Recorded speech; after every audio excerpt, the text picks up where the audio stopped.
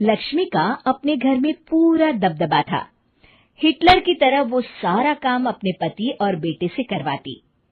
धीरे धीरे उसके पति की तबीयत खराब रहने लगी। सुनो जी, अब आप बुजुर्ग हो गए हो, काम में भी अब हाथ आपके फुर्ती से नहीं चलते। अरे भाग्यवान, भगवान से डर। तुझसे मैंने शादी अपने इकलौते बेटे के अच्छे पालन पोषण के लिए की थी, लेकिन तूने तो उसका बेड़ा गर्क कर दिया। मैंने क्या किया? पढ़ाया लिखाया, अब नौकरी नहीं लग रही तो मैं कैसे जिम्मेदार हो गई? अब घर में बैठकर रोटी तोड़ रहा था तो मैंने कहा काम ही कर ले। एक तो भला करो और ऊपर से बातें सुनो। तभी सारंग वहां आ जाता है। बहुत भूख लगी है माँ, कुछ खाने को दे दो। अब तुम्हारे पापा का हाथ तो चल नहीं रहा है। मैं ही जा रही हूँ आज किचन में, बनाती हूँ कुछ। हे भगवान, कैसे होगा इतना काम मुझसे? लक्ष्मी किचन में काम कर रही होती है कि तभी अचानक उसे आइडिया आता है।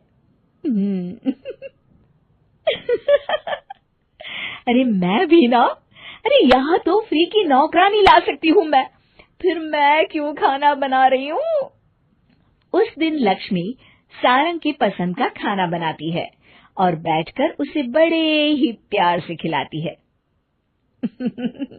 खा ले बेटा, खा ले, पेट भर के खा ले। अरे रुक, मैं तेरे लिए ना गर्मा गर्म रोटियां लाती हूँ। सारंग और उसके पिता एक दूसरे की ओर बड़े ही हैरानी से देखते हैं। बेटा सारंग, जरूर दाल में कुछ काला है, वरना ये औरत तो हमें बासी खाना भी सुकून से ना खाने दे। सुनील की बात लक्ष्मी सुन लेती है और जोर जोर से चिल्लाने लगती है। अरे हाँ, भलाई का तो जमाना ही नहीं रहा। एक तो आग में खुद को जलाकर तुम लोगों के लिए खाना बना रही हूँ और ऊपर से तुम्हें दाल काली लग रही है। अरे माँ, पिताजी का ये मतलब नहीं था, तुम बुरा मत मानो। अरे हाँ बेटा, तू कहता है तो मान लेती हूँ। लक्ष्मी सारंग के पास बड़े ही प्यार से बैठ जाती है और फिर कहती है, बेटा मैंने ना तेरी शादी करने की सोच ली है। अब तेरे पिताजी के हाथ भी नहीं चलते तो सोच रही हूँ तेरे लिए बीवी ले आऊं। अब पता नहीं ना मैं भी कब मर जाऊं। अब ऐसे भाग्य भी कहाँ है हमारे। क्या कहा? अरे हाँ, तुम तो चाहते ही हो कि मैं मर जाऊं, लेकिन मैं अपनी प्यारी बहू का चेहरा देखे बिना नहीं मरूंगी। हाँ माँ, शादी तो मैं कर लूं, लेकिन मैं नौकरी नहीं करता, फिर कोई क्यों देगा मुझे अपनी बेटी? अरे क्यों नहीं देगा बेटी? इतना बड़ा घर, खेल खलियान है, किस चीज की कमी है हमारे पास? जो आएगी राज करेगी, राज। हम तो ना कर पाए राज, ये बोलो कि एक और नौकर तुम्हारे पास आ जाएगा। मैं कहती हूँ चुप हो जाओ। अरे खुद के घर का खाना बनाएगी तो क्या नौकरानी हो जाएगी?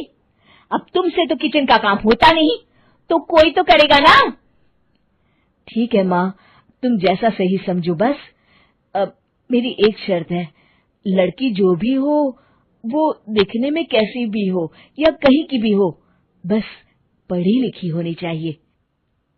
अरे हाँ, ला देंगे पढ़ी लिखी बेटा, मैंने कौन सा काम करवाना है उससे। हाँ। और फिर एक दिन पास के गांव की ही रति से सारंग की शादी हो जाती है। रति दिखने में बहुत ही सुंदर थी, साथ ही साथ काफी पढ़ी लिखी थी।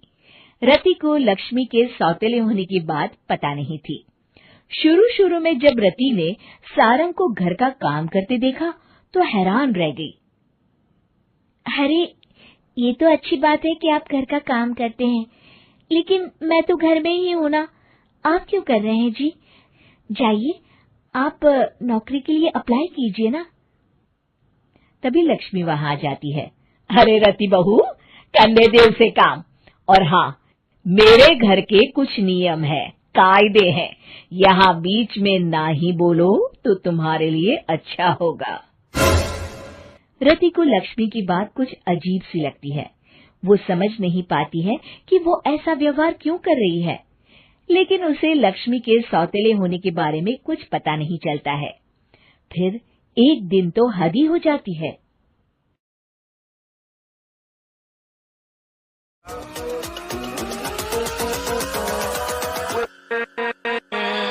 With